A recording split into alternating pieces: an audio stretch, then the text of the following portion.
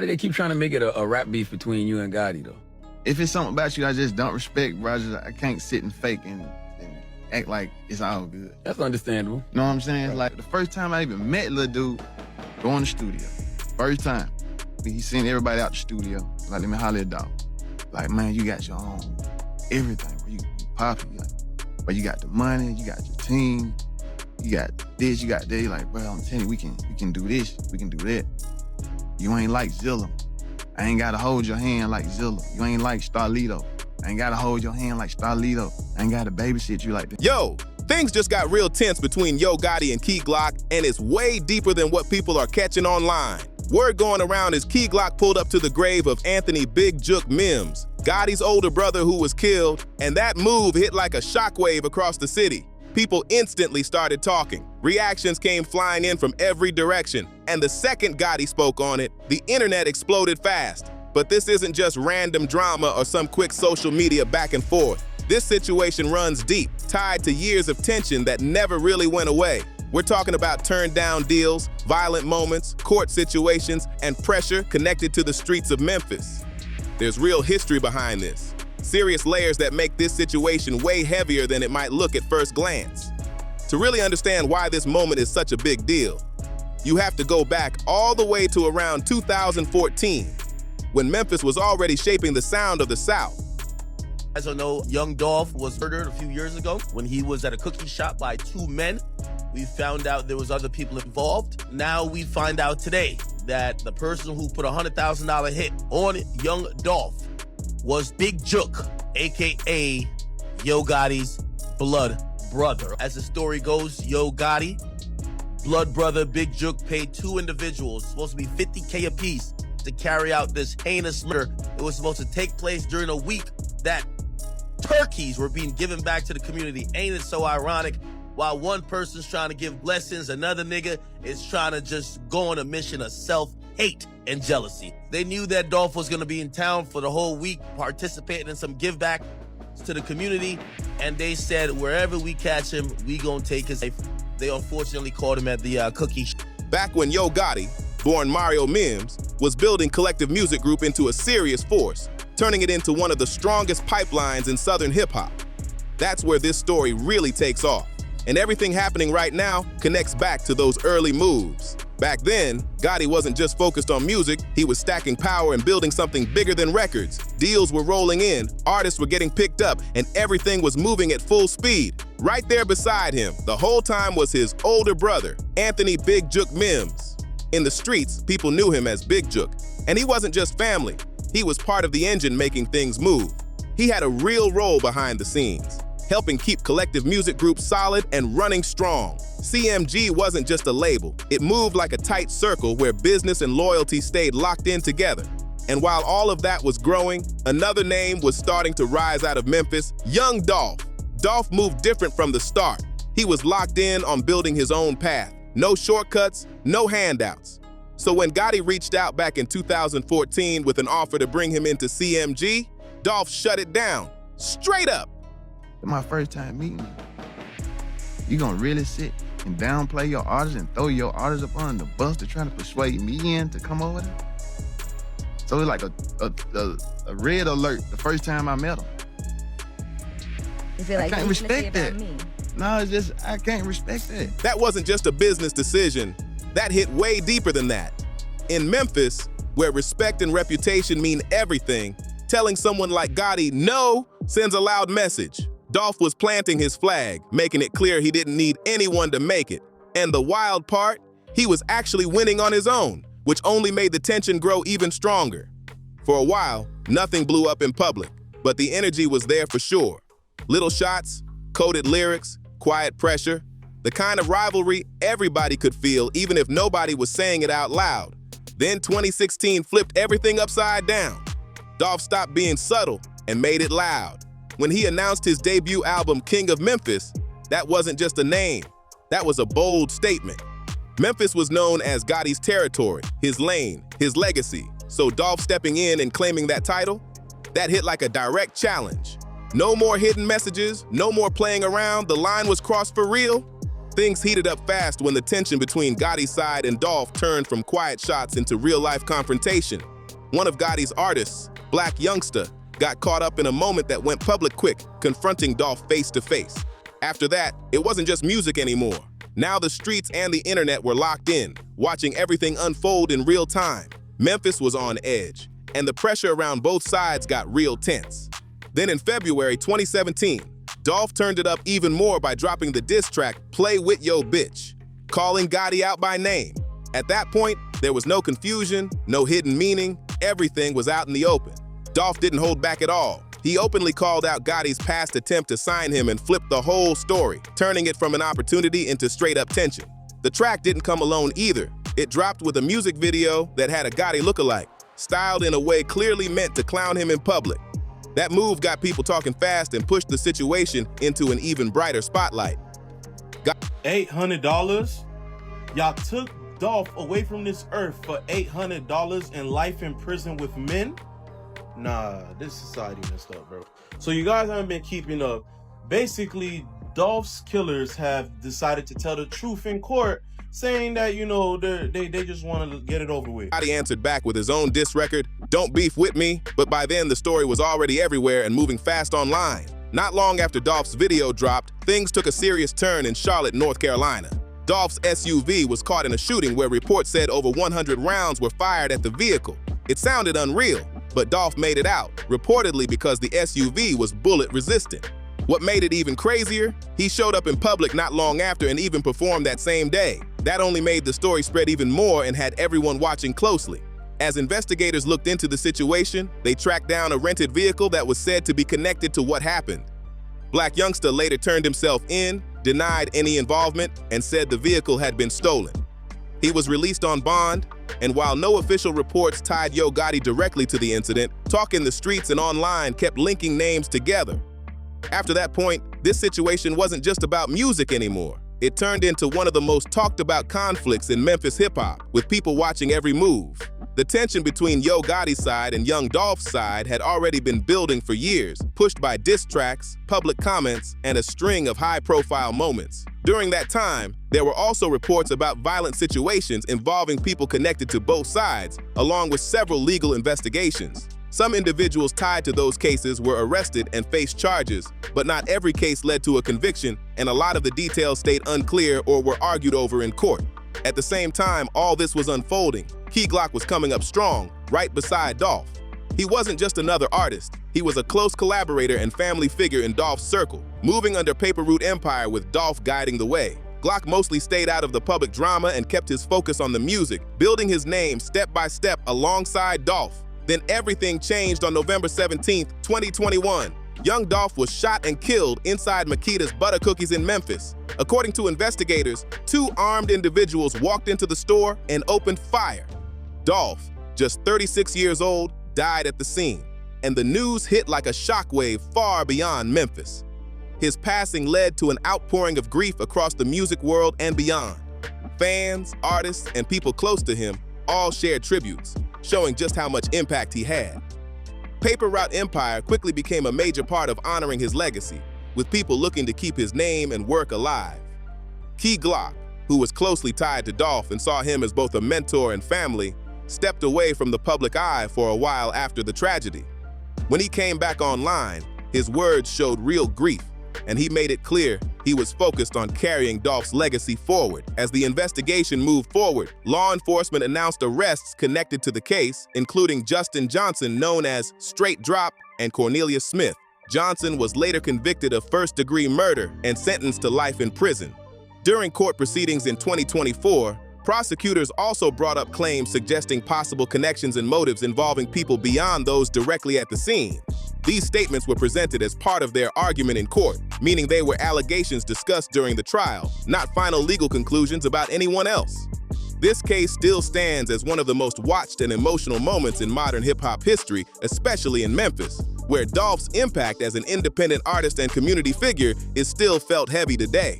His name continues to carry weight, and people still speak on what he built from the ground up.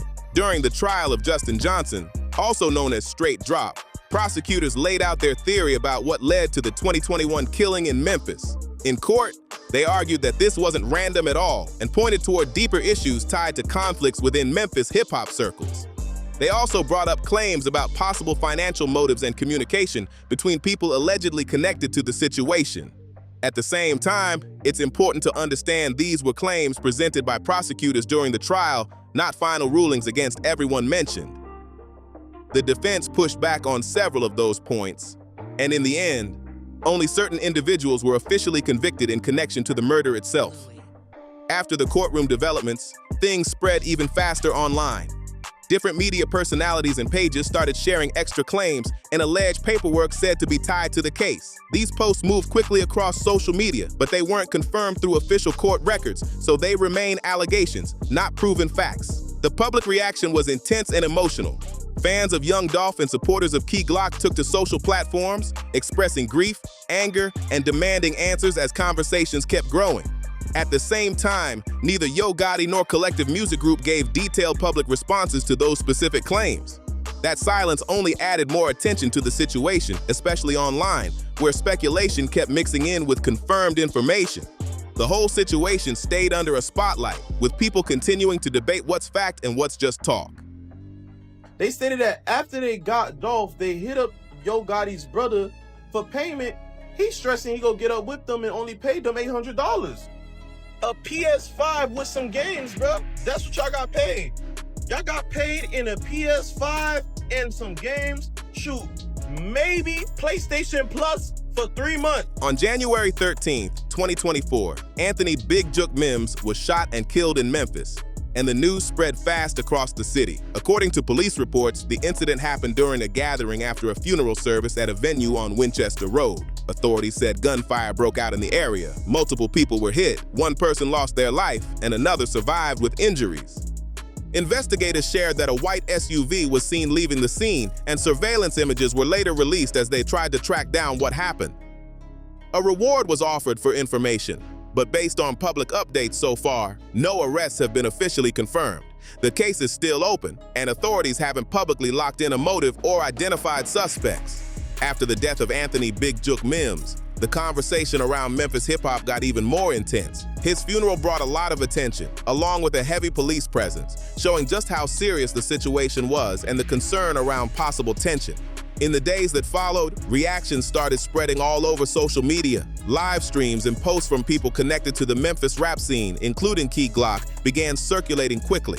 Some viewers took certain comments as indirect responses to everything going on, but those interpretations came mostly from online discussions, not confirmed statements. A lot of people also looked at these events through the history tied to Young Dolph, whose 2021 death had already left a deep impact on Memphis and the music world. That connection kept bringing more attention to relationships between artists, crews, and labels like Collective Music Group and Paper Route Empire, with people continuing to debate what it all means. Because of everything that had already happened, public reactions to later moments started getting split fast online. Things like visits to grave sites or certain social media posts were picked apart from every angle.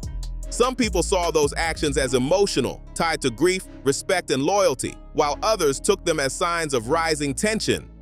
But a lot of what was being pushed online came more from speculation than confirmed facts from police or court records. After Young Dolph's death in 2021, the Memphis rap scene didn't just change, it shifted for good. What used to feel like competition turned into something much heavier, shaped by loss, constant attention, and a lot of unanswered questions.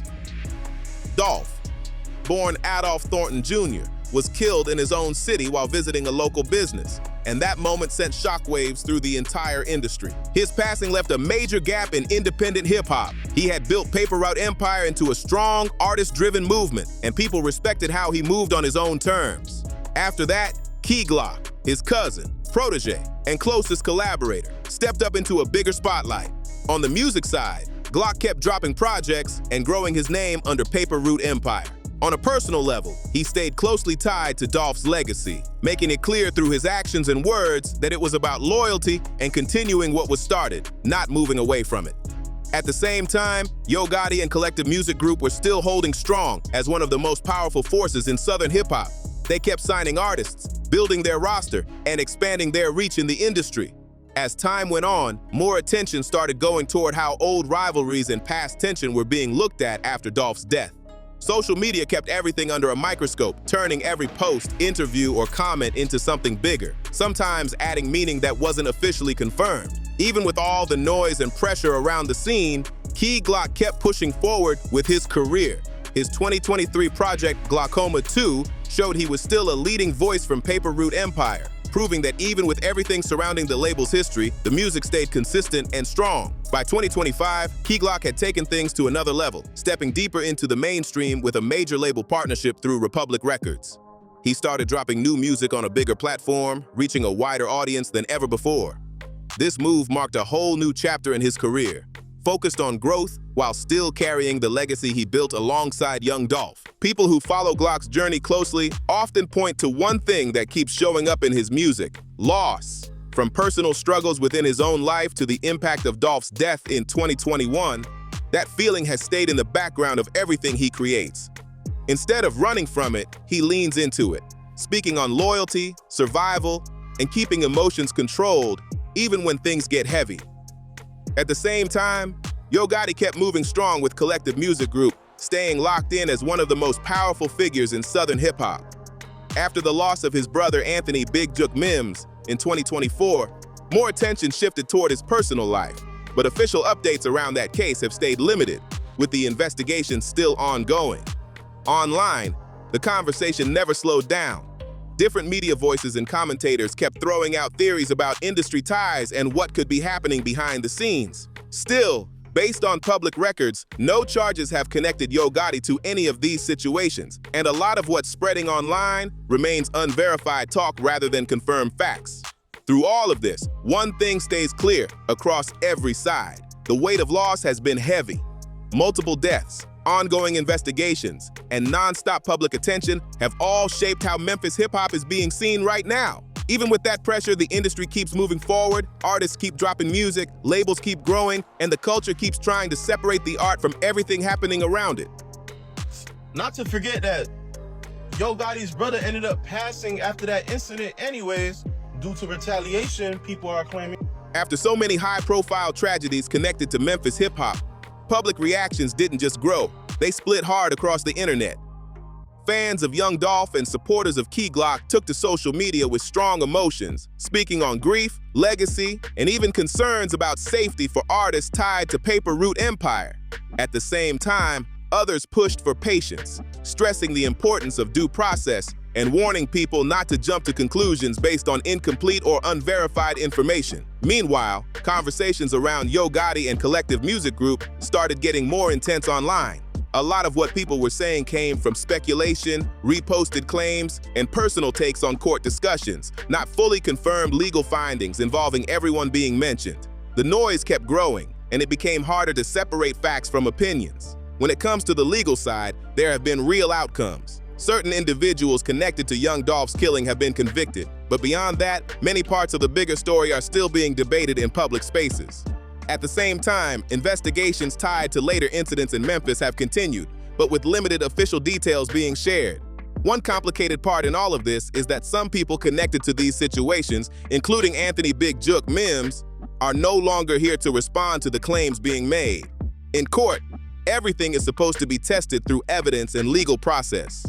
But online, narratives can grow fast and go far beyond what's actually been proven. So now, two versions of the story exist at the same time. One comes from courtrooms, built on verified facts and official outcomes, while the other lives online, shaped by opinions, commentary, and how people choose to remember events. And through it all, Memphis has stayed right at the center of the conversation. This isn't just about music anymore, it's about a city, a culture, and the real impact of long-standing tension, loss, and public conflict.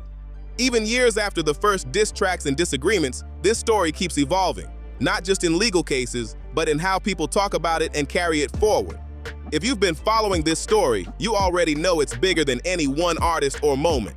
Go ahead and tap that like button, subscribe to the channel, share this video, and drop your thoughts in the comments because this conversation is far from over.